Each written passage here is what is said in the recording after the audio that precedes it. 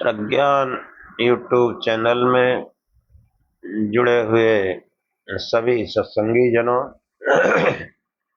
एवं प्रबुद्ध श्रोताओं का स्वागत है। सभी का अभिनंदन है और सभी को मेरा प्रेम पूर्वक जय शिव। योग दर्शन के पिछले आख्यान में जो क्लेश है उन पर चर्चा की गई कि अविद्या, अस्मिता, राग, द्वेष, अभिनिवेश, क्लेशा, ये जो है 5 क्लेश हैं और इनमें अविद्या प्रमुख है। हमारे पतंजलि कहते हैं कि जो है अविद्या जो है वो इन सब बाकी क्लेशों का मूल कारण है। अविद्या क्षेत्रम उत्तरेषां प्रसुप्तम विच्छिन्नोदाहरणम, कि अविद्या जो है इनके सबका बाकी 4 का मूल कारण है, जो कभी प्रसुप्त अवस्था में, कभी तनु अवस्था में और कभी विच्छिन्न अवस्था में और कभी उदार अवस्था में रहते हैं। इनका जो है विस्तार से वर्णन किया गया और जो अविद्या है उसको भी समझाने का प्रयत्न किया गया कि अविद्या जो है क्या है कि अनित्य असुच दुखानात्मस नित्य सुच सुखात्म ख्याति अविद्या है। कि अनित्य में नित्य की भावना, असुच यानी अपवित्र में पवित्रता की भावना, तथा दुख में सुख की भावना और अनात्म वस्तुओं में आत्मा की भावना जो है ये अविद्या है। इस पर जो है विस्तार से चर्चा हुई। अब जो अस्मिता, राग, द्वेष, अभिनिवेश हैं आज के आख्यान में, इन्हीं पर जो है चर्चा करने का प्रयत्न किया जाएगा।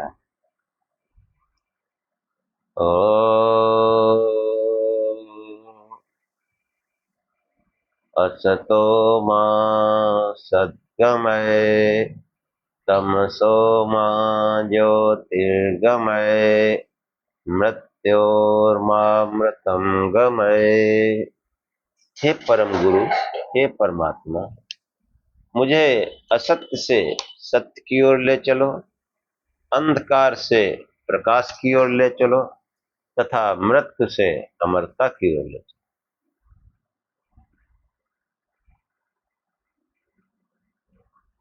अविद्या आदि क्लेशों में जो है जो आगे के अस्मिता, राग, द्वेष, अभिनिवेश, इनको पृथक पृथक रूप में जो है महर्षि पतंजलि ने बताया। तो अविद्या को जो मूल बताया और अविद्या को बताते हुए कहा कि अविद्या जो है क्या है, अनित्य असुच दुखानात्म से नित्य सुच सुखात्म ख्याति अविद्या। ये जो है अविद्या का स्वरूप, इस पर चर्चा हो चुकी है। और अगला जो है वो अस्मिता है।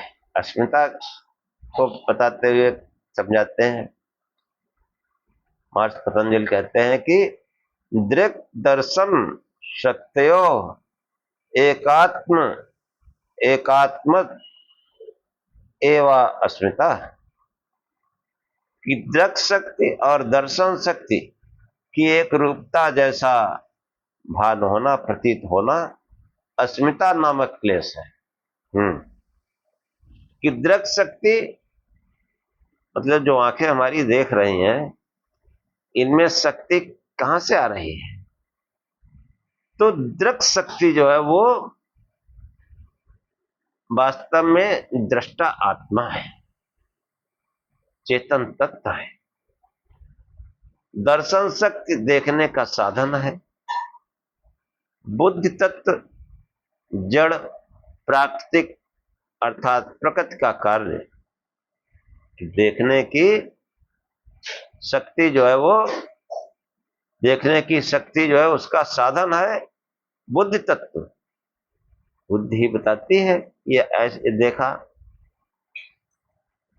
तो वो जो शक्ति जो बुद्धि कहाँ मिलती देखने की, वो आत्मा है। और इन दोनों की एक रूपता कि हम बुद्धि को ही जो है, मैं बुद्धि हूं, मैं मन हूं, आत्मा हूं, देह हूं, ये जो है, ये भाव जो है, ये अस्मिता है। ये जो है दोनों की मतलब जो आत्मा और अनात्मा दोनों को जो है एक रूपता जैसी प्रतीत होना, उस आत्मा को इन अनात्म से अलग न समझना, ये अस्मिता नामक क्लेश है। हाँ, पुरुष भोक्ता तथा बुद्धि भोग्य है, ये दोनों अत्यंत विभक्त है। हाँ, पुरुष यानी आत्मा जो है वो अलग है, बुद्धि अलग है। एक दूसरे के स्वरूप में किसी की अंश मात्र भी मिलावट नहीं हो सकती है, अंश मात्र भी। आत्मा शुद्ध चेतन अपरिणामी तत्व है। इसके विपरीत बुद्धि तत्व अशुद्ध रागादि मलों का जनक, जड़ तथा परिणामी है। इनके परस्पर सर्वथा भिन्न स्वरूप होने पर भी जिस स्थिति में इनकी एक रूपता जैसी प्रतीत हो, वह अस्मिता है। इसी कारण अविवेक जो है दृक् शक्ति और दर्शन शक्ति के विवेक भेद को न जानना, ये जो है ये अविद्या है, अस्मिता नामक अविद्या है। कि जो है वो हम अपने को जो है, जो दर्शन शक्ति है यानी बुद्धि, दर्शन शक्ति है बुद्धि, बुद्धि से ही तो किसी रूप का ज्ञान होता है, अन्य सभी विषयों का भी यही है। लेकिन जो दृक् शक्ति है, देखने की शक्ति है, सुनने की शक्ति है, वो वास्तव में आत्मा है, चेतन तत्व है। इस चेतन और अचेतन को एक रूप समझना, ये अस्मिता है। कि मैं बुद्धि हूं, मन हूं, अहंकार हूं, मैं देह हूं, ये अस्मिता है, ये मिथ्या ज्ञान है, अविद्या है। हाँ, और वास्तव में क्या है कि मैं आत्मा हूं, ये मेरी बुद्धि है, आत्मा करण है, ये मेरा मन है, ये मेरा देह है। ये जो है वास्तविक ज्ञान है कि मैं बुद्धि नहीं हूं, बुद्धि मेरा एक उपकरण है। हाँ, वो आत्मा जो है बुद्धि के द्वारा सुख दुख भोगा करता है, बुद्धि साधन है। और बुद्धि जो है उसके साधन, उसके कर्मचारी, ये सब मन इंद्रिय आदि लगे हुए हैं। तो ये जो मन बुद्धि चित्त अहंकार देह, इनको आत्मा समझना, ये जो है अस्मिता नामक क्लेश। विचार करने पर पता चलता है कि मेरी बुद्धि, जिसे कहते हैं मेरी बुद्धि काम नहीं कर रही, इसका मतलब बुद्धि कोई यंत्र है हमारा, कोई करण है, मेरा मन नहीं लग रहा। इसका मतलब मैं कोई और हूं, मन और कोई और है, कुछ और है। हाँ, मेरे हाथ में दर्द हो रहा है, इसका मतलब मैं हाथ नहीं हूं। ऐसे एक एक करण पर विचार करने से ये लगता है कि हम वो नहीं है, लेकिन मनुष्य समझता यही है, अपने को मन बुद्धि चित्त अहंकार समझता है। यही जो है अस्मिता है कि दृक् शक्ति यानी देखने की शक्ति, आत्मा चेतन तत्व, और दर्शन शक्ति यानी बुद्धि अचेतन तत्व, दोनों को एक समझना, ये जो है अस्मिता नामक विद्या है। और इसी के फलस्वरूप लोग नाना प्रकार के इष्ट कल्पित किए हैं, यानी अविद्या की ही उपासना में लगे हैं कि वो जो है बुद्धि तत्व से नीचे फिर सब तत्व आते हैं। तो वो सब जो है वो तत्व और आत्म तत्व यानी पुरुष, उन सबको एक समझना ये अस्मिता है। यानी वो पृथक है और ये सब पृथक है।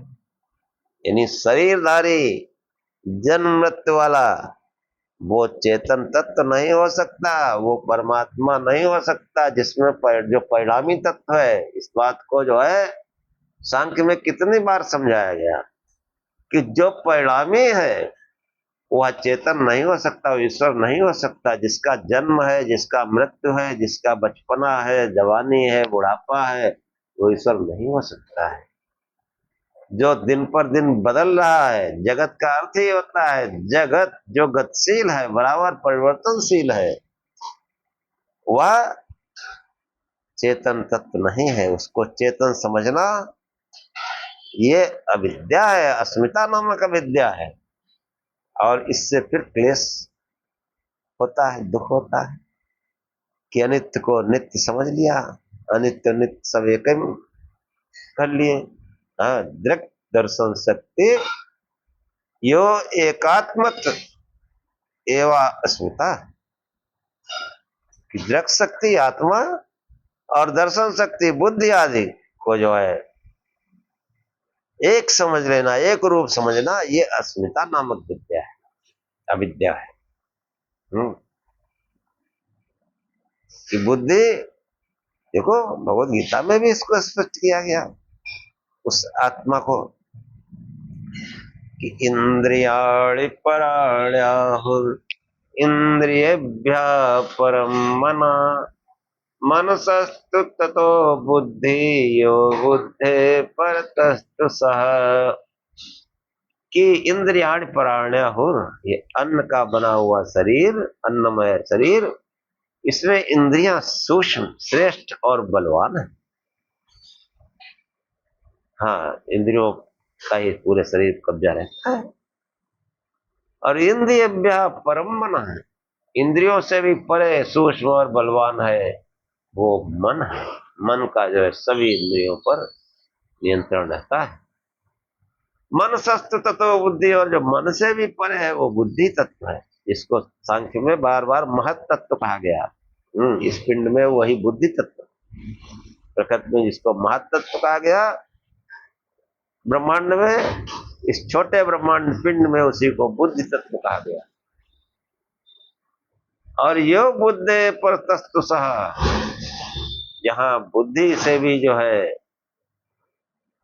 परे जो है, जो बुद्धि से भी अत्यंत परे, अत्यंत परे मतलब बुद्धि से परे, पहले तो प्रकृति है, सतरतन की साम्य अवस्था, और उससे भी जो परे है, प्रकृति से भी जो परे है, वह चेतन तत्व है, वह पुरुष है, पुरुष विशेष।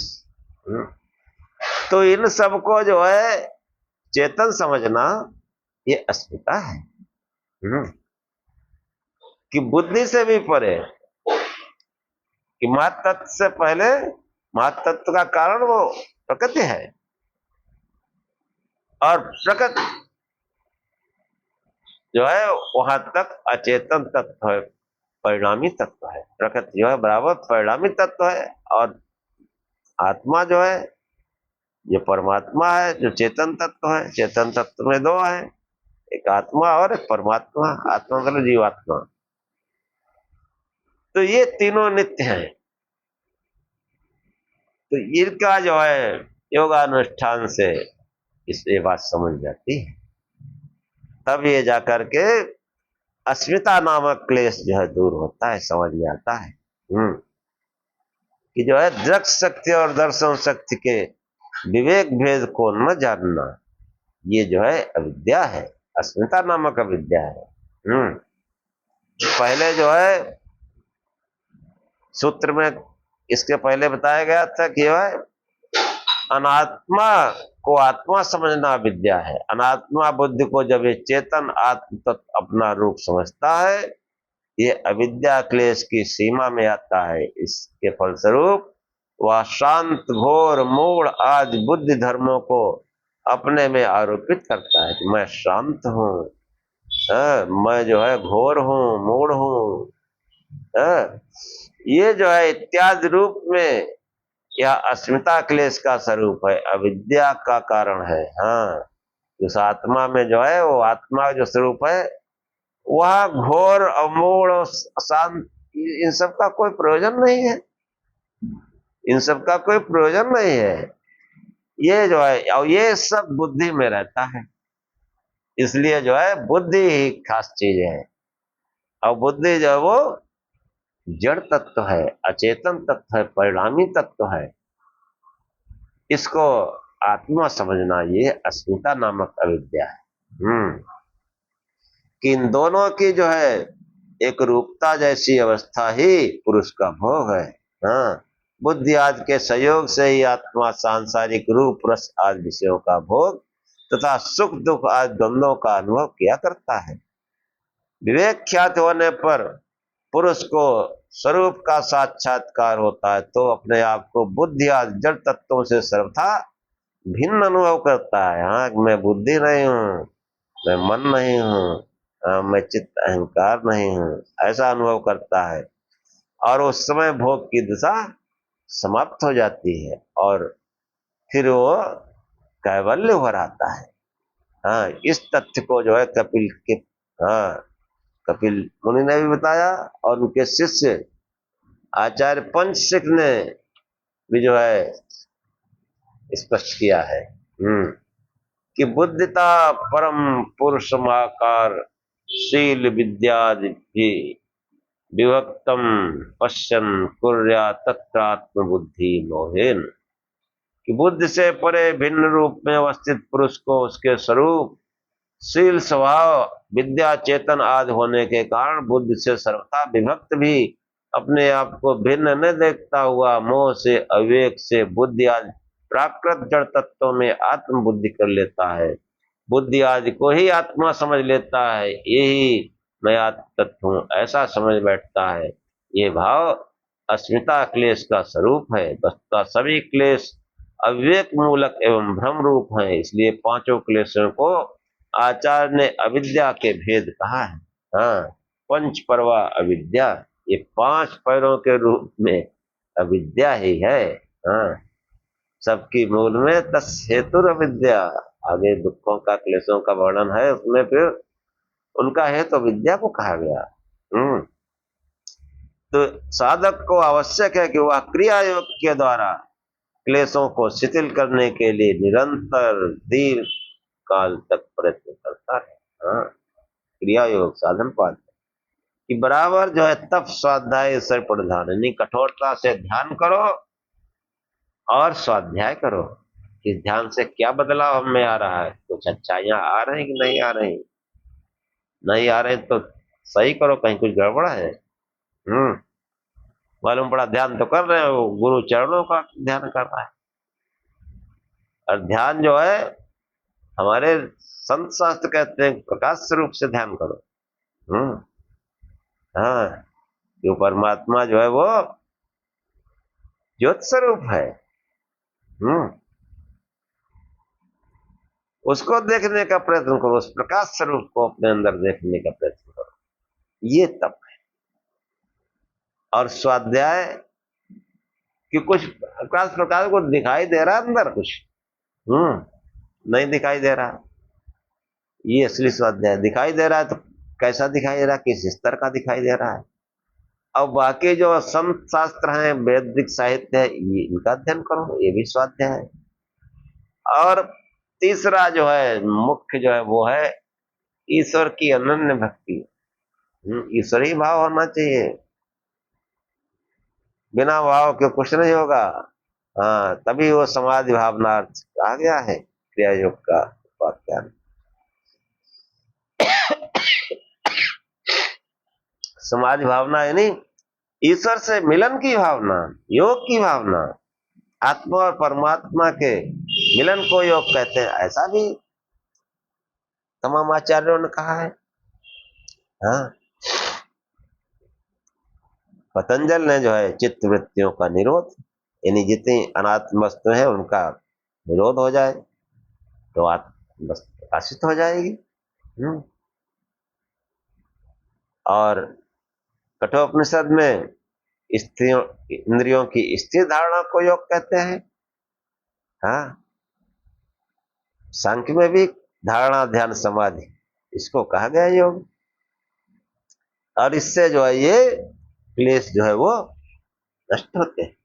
हाँ, कि विवेक ख्यात हो जाने पर राग आदि क्लेश नष्ट हो जाते हैं। इससे स्पष्ट है व्युत्थान दशा में, हाँ व्युत्थान दशा में सांसारिक किन्हीं भोगों की अवस्था में ही जो है अविद्याजनित अस्मिता का भाव जब बल प्रकट करता है पकड़ता है तब विषयों में रागादि प्रबल हो उठते हैं। अतः अस्मिता क्लेश के अनंतर आचार्य ने जो है राग क्लेश के स्वरूप को बताया। आचार्य पतंजलि कहते हैं कि सुखानुसयी रागा, कि सुख का अनुसरण करने वाला भाव राग है। हाँ, और इस सांसारिक वस्तुओं का है कि जो हमको सुख, हमारी इंद्रियों को सुख प्रदान करते उधर हम भागते हैं और फिर अंततः क्लेश प्राप्त होता है। कि जब व्यक्ति सांसारिक विषयों में सुख अनुकूलता का अनुभव कर उससे परिचित हो जाता है तब पुनः पुनः उनका स्मरण होता रहता है। व्यक्ति उनको याद करता हुआ चाहता है उन विषयों को फिर भोगूं, सुख को प्राप्त करूं, पहले भोगे सुख को याद करते हुए वैसे सुख और उसके साधनों में व्यक्ति को जो एक तृष्णा उन्हें प्राप्त करने की उत्कट भावना उत्पन्न होती है, उन विषयों की ओर से जो गहरा रुझान होता है वह राग ना होती है। हाँ, इसको बता चुके हैं भगवद गीता के श्लोकों द्वारा। हाँ, राग क्या है कि विषयों की उत्कट भावना, पिछले आख्यान में बताया था कि ध्यायेत विषयान पुंसा संगस्ते सुपजायते संगा संजायते कामा कामात् क्रोधो विजायते क्रोधात् भवत् सम्मोहा सम्मोहात् स्मृति विभ्रमा स्मृति भ्रंशात् बुद्धिनाशो बुद्धिनाशात् प्रणश्यति। ये भगवद गीता में बताया गया कि वो राग जो है कैसे दुख में परिवर्तन हो जाता है कि विषयों का चिंतन करता है, उसमें विषयों की आसक्ति हो जाती है, तृष्णा हो जाती है विषयों पे, उसमें कोई विघ्न बाधा पड़ने पर क्रोध उत्पन्न होता है, क्रोध उत्पन्न होने से मूढ़ता का भाव आता है और मूढ़ता का भाव आता है क्रोध में जब, तो वो अच्छे बुरे का ज्ञान नहीं रहता। हाँ, उससे क्या होता है कि बुद्धि जो है उसका नाश हो जाता है और बुद्धि का नाश होने से मनुष्य अपनी स्थिति से गिर जाता है, यानी मनुष्य गिरता है यानी पशुवत व्यवहार करता है। और पशु को तो क्लेश है। हाँ, क्या पता है, बांध दिया आपने, धूप लग रही, ठंड लग रही, सब सहन कर रहा है, मजबूर है। तो ऐसे ही जो ये राग है सांसारिक वस्तुओं में, ये अंततः जो है क्लेश पहुंचाता है, दुख उत्पन्न करता है। और ये राग ये भी अविद्या का ही रूप है। अविद्या ब्रह्म सत्य जगत मिथ्या, उस मिथ्या तत्व जगत की ओर, जगत से जुड़ जाना, जगत में जो कोई वस्तु हमको सुख दे रही है उसके पीछे पीछे भागना और फिर अंततः दुख का अनुभव करना, ये अविद्या रूपी जो है, ये राग रूपी अविद्या है, ऐसे कहो। जब सुख व सुख साधनों की प्राप्ति में कोई बाधा सामने आती है तो उनके प्रति द्वेष भावना जागृत हो जाती है। अतः रोग के अनंतर, राग के अनंतर महर्षि पतंजलि ने द्वेष का स्वरूप बताया कि द्वेष का स्वरूप क्या है, दुखानुसयी द्वेष, दुख का अनुसरण करने वाला भाव द्वेष नामक क्लेश है। जब व्यक्ति विषयों में लिप्त रहता है, किन्हीं प्रतिकूलताओं का अनुभव करता है तो वे उसे भोगनी पड़ती हैं, तो उनके प्रत्येक विरोधी भावना जागृत हो जाती है। स्थिति फिर कभी न भोगनी पड़े, इस प्रकार अनुकूलताओं में बाधा रूप से जो प्रतिकूलता सामने आती है, उन्हें न आने देने अथवा नष्ट करने देने की जो भावना जागृत होती है, उसका नाम द्वेष क्लेश है। उसी को मन व क्रोध भी कहा जाता है। हाँ, अभी जो भगवत गीता के श्लोक है उसमें वही कि जो है, जब कोई बाधा आती है, कोई प्रतिकूलता आती है उन भोगों में, तो वो द्वेष उत्पन्न होता है, क्रोध उत्पन्न होता है। और प्रतिकूलताओं के प्रतिघात प्रतिरोध का प्रतिकार की भावना है। यह क्लेश व्यक्ति के चित्त को व्यथित कर ऐसे अनअभिप्सित कार्य करवा देता है। हाँ, क्रोध में हो जाता है, जो काम नहीं करना चाहता वो भी कर देता है, जिसका पश्चाताप के सिवाय कोई परिणाम नहीं निकलता। साधक की इस भावना से सदा बचने का प्रयत्न करना चाहिए। ये जो है द्वेष रूपी अविद्या है। इसके बाद में जो है अभिनिवेश। अभिनिवेश है, ये तो बड़े बड़े विद्वानों में रहता है।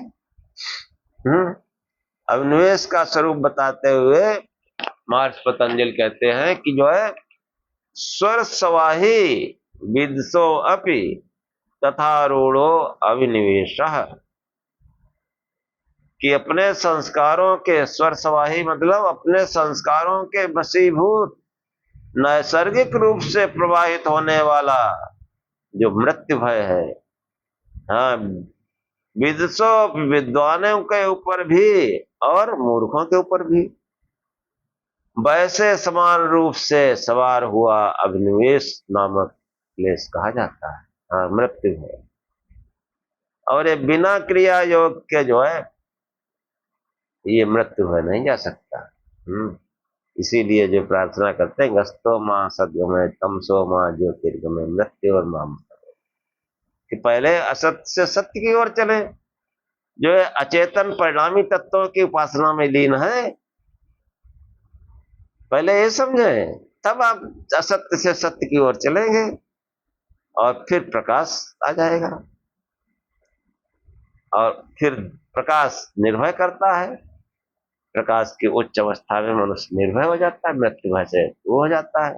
वरना बड़े बड़े ज्ञानी ध्यानी सब मृत्यु भय से ग्रसित, सब मृत्यु भय से ग्रसित है। मूर्ख तो हैं कि स्वर सवाही अपने संस्कार के कारण वशीभूत नैसर्गिक रूप से मतलब समान रूप से विद्वानों में भी और मूर्खों में भी ये जो है समान रूप से जो है आरूढ़ हुआ अभिनिवेश नामक क्लेश कहा जाता है। हाँ, ये मृत्यु भय नैसर्गिक रूप से जो मृत्यु का भय है। हाँ, संसार में आ जाने पर प्रत्येक प्राणी की भावना रहती है कि अब मैं सदा ऐसा ही बना रहूं, ऐसा कभी न हो कि मैं न रहूं। हाँ, ये भावना प्राणी के मृत्यु भय को प्रकट करती है। सर्वसाधारण अपढ़ मूर्ख पामर व्यक्ति जो वास्तविकता को नहीं जानता समझता, उसकी ऐसी भावना बने तो कोई आश्चर्य नहीं। परंतु जो विद्वान है, शास्त्र के पारदर्शी हैं, जानते हैं ये जन्मता है मरता अवश्य, वे भी मूर्खों के समान मृत्यु वैसे घबराते हैं।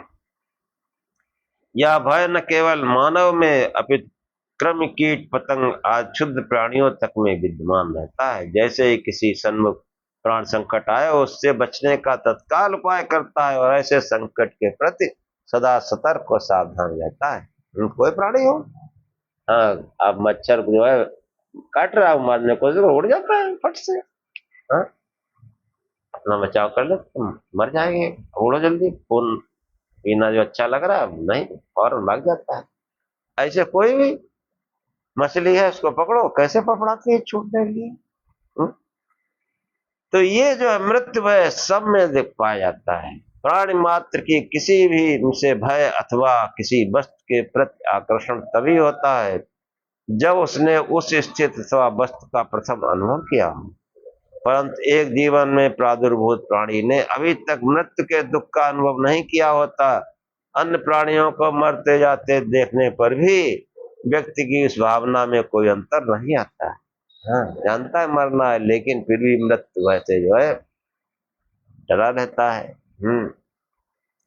कि जो है उसमें ये जो है भावना जो है हमेशा बनी रहती कि मैं कभी न मरूं, ऐसा ही बना रहूं। आचार्यों के उपदेश भी प्रायः इस दिशा में कोई कारगर नहीं होते।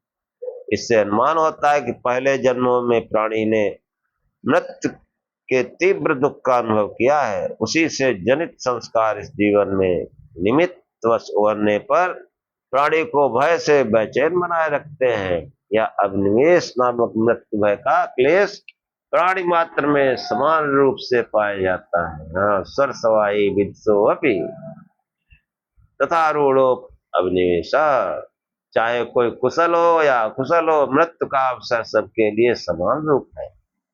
हाँ, और समान रूप से सबको भयत्रस्त करता है। इन क्लेशों को ध्वस्त करने और उनसे बचने के लिए साधक को सदा निर्दिष्ट उपायों के अनुष्ठान में प्रयत्नशील बना रहना चाहिए। हाँ, निर्दिष्ट उपाय मतलब तप करो, क्रिया योग करो, ध्यान करो। और ध्यान कैसा कि देखो, ऋग्वेद में एक मंत्र आया कि मृत्यु वैसे कैसे पार होता है। विपश्चिते पवमानाय गाय महीन धारात्यंधोर्षत् अहिर्न जोड़ामति सर्पति त्वचम् अंत्यो न क्रीडन असरत वृषाहरी। वृषाहरी, वृषा माने बलवान, हरि माने आत्मा। कि विपश्चिते पवमानाय गायत, अय मनुष्यो उस ज्ञानमय आत्मा का गुणगान करो। अय विद्वानो उस ज्ञानमय आत्मा का गुणगान करो। हाँ, विपश्चिते पवमानाय गायत मई न धारा त्यंधो और सत। ये ध्यान किया हुआ आत्मा, मतलब ध्यान किया हुआ, हाँ, उस आत्मा का जो पवमान हो रहा है, जो बिल्कुल पवित्र है, जो परिणामी है, जिसमें कोई विकार नहीं है। जो परिणामी होता है उसमें विकार होता है, वो अपरिणामी है, इसलिए वो विकार से रहित है, वो परम पवित्र है। उसका जो है उसका गान करो, उसका ध्यान करो, यानी शिव शिव जपो और प्रकाश स्वरूप से ध्यान करो। विपश्चिते पवमानाय गायत महीन धारा त्यंधो और सद। इस प्रकार अध्ययन किया हुआ आत्मा, उसमें जो है उस मनुष्य में महीन धारा त्यंधो और सद, ज्ञान की बाढ़ आ जाती है। जब कोई ध्यान करता है और ध्यान धीरे धीरे ऊपर बढ़ता है तो आत्मा की शक्ति, इसका ज्ञान विशेषकर विज्ञान में कोश में प्रकाशित होता है। और फिर उस योगी में ज्ञान की बाढ़ आ जाती है और अपने तटबंधों को, जैसे कोई बड़ी जलधारा अपने तटबंधों को जल बढ़ने पर अपने तटबंधों का अतिक्रमण कर जाती है। आप सैलाब देखो, नदियां उफान जाती हैं, बाहर मैदान गांव में घुस जाता है पानी। ऐसे ही जब ये कोई योगी ध्यान करता है, ध्यान किया हुआ आत्मा, इसमें ज्ञान की बाढ़ आ जाती है। इसको जो है इस देह के बाहर भी उस आत्मा का भान होता है। ऐसे मनुष्य को अतीन्द्रिय ज्ञान हुआ करते हैं। आप ढूंढते रह जाओ, कहीं मिलेगा नहीं, ऐसा ऐसे ज्ञान होते हैं ऐसे योगी को। हाँ, और वो अहिम न जोड़ा मत सरपत तचम, इस शरीर को, इस देह को तो वो ऐसे भूला रहता है उस आत्मा के ध्यान में, उस आत्मा के मनन चिंतन में। वो शरीर को तो, स्थूल शरीर को तो मानो भूला रहता है। और जब उसको छोड़ना पड़ता है शरीर, तो कैसे छोड़ देता है? जैसे अहिन जोड़ा मत सरपत त्वचम, जैसे कोई सर्प पुरानी केचली को त्याग कर देता है, उस केचली को त्यागने में उसको कोई कष्ट नहीं होता। ऐसे ही ये बलवान आत्मा एक क्षेत्र से दौड़ता हुआ अंत्योन क्रीडन असरत प्रसारी, एक क्षेत्र से दौड़ता हुआ दूसरे क्षेत्र में प्रवेश कर जाता है, एक शरीर को छोड़कर दूसरा शरीर धारण कर लेता है। एक जो है जैसे, हाँ दोनों अर्थ है, जन्म मृत्यु का भी, ये शरीर छोड़ा दूसरे शरीर में पहुंच गया, और दूसरा क्या है कि जो हमारे अंदर के शरीर हैं, स्थूल से सूक्ष्म और सूक्ष्म से कारण, हाँ जो पांचों कोष हैं, जो सातों चक्र हैं, इन सब का जो है अतिक्रमण करता हुआ पूर्ण स्वतंत्र हो जाता है, मुक्त हो जाता है, और ये कार्य क्रिया योग से होता है। समस्त मृत्यु वैसे ही दूर हो जाता है, तो क्लेश क्या करें। हाँ ये अभिनिवेश रूपी जो क्लेश है वो उस योग के अनुष्ठान से, क्रिया योग से दूर होता है। हाँ कि जो है क्या मनुष्य उस आत्मा का गुणगान करे, हाँ तब जो है ये क्लेश जो है अविद्या, अस्मिता, राग, द्वेष, हाँ खाली जवान समझ लेने से नहीं होगा। वहां समझ लिए एक ब्रह्म सत्य जगत मिथ्या, अब पड़े जगत में ही है, दुनिया की बेईमानी मक्कारी सब कर रहे हैं, बैठते हैं जगत सत्य, ब्रह्म सत्य जगत मिथ्या। ये साधन करने से होगा, आपके आचरण में आएगा, और समस्त सुख समस्त ऐश्वर्य बुझाएंगे, क्योंकि साधन के बाद में विभूत पाद है, विभूत मतलब ऐश्वर्य, विभूतियां, हाँ कोई मजाक है। ये सनातन, इसको ठीक समझने वाला ऐश्वर्यवान होता है। इसीलिए जो है वैशेषिक दर्शन जब आगे आएगा तो बताएंगे। वैशेषिक कहता है कि तो अभ्युदय निश्रेय सिद्धि सधर्म, जिसमें संसार में अभ्युदय हो, हमारा सांसारिक ऐश्वर्य बढ़े, धन दौलत सब, नाम भी, जय जयकार भी, और उस अपर की मुक्ति मोक्ष की सिद्धि हो, वह जो है धर्म है, वह सनातन है। और वो सनातन आपको वैदिक साहित्य में सत्संग में मिलेगा, बौद्धिक सत्संग में, एक किस्से कहानियों में नहीं मिलेगा। किस्से कहानियों में रहोगे, धार्मिक बने रहोगे, और क्लेशों को भी भोगते रहोगे। अविद्या, अस्मिता, राग, द्वेष, अभिनिवेश, इनसे छूट नहीं सकते। इसलिए जो है प्रत्येक आख्यान को बड़े मनोयोग से सुनो, और कोई प्रश्न तर्क हो तो करो। ये क्रिया योग जो है यही साधन है। इसके बगैर कोई ज्ञान नहीं हो सकता। क्रिया योग से ही इस समस्त क्लेश नष्ट होंगे, अविद्या भी नष्ट होगी, हमको भासने लगेगा क्या नित्य है, क्या नित्य है, क्या पवित्र है, क्या पवित्र है, क्या सुख है, क्या दुख है, सब भासने लगेगा। हाँ इसलिए खूब शिव शिव जपो, प्रकाश स्वरूप से ध्यान करो, बाकी सब अपने आप होगा। यही क्रिया योग है। अब आज का आख्यान यहीं समाप्त करते हैं। ओम सहना भवतु सहनौ भुनक्तु सह वीर्यं करवावहै तेजस्विनावधीतमस्तु मा विद्विषावहै। ओम शांति शांति शांति। हे परमात्मा, हम दोनों श्रोता और वक्ता की साथ साथ रक्षा करें, साथ साथ पालना करें। हम दोनों साथ साथ बल को बढ़ावें, पराक्रम करें। हमारा पढ़ा पढ़ाया एक साथ तेजस्विता को प्राप्त करें।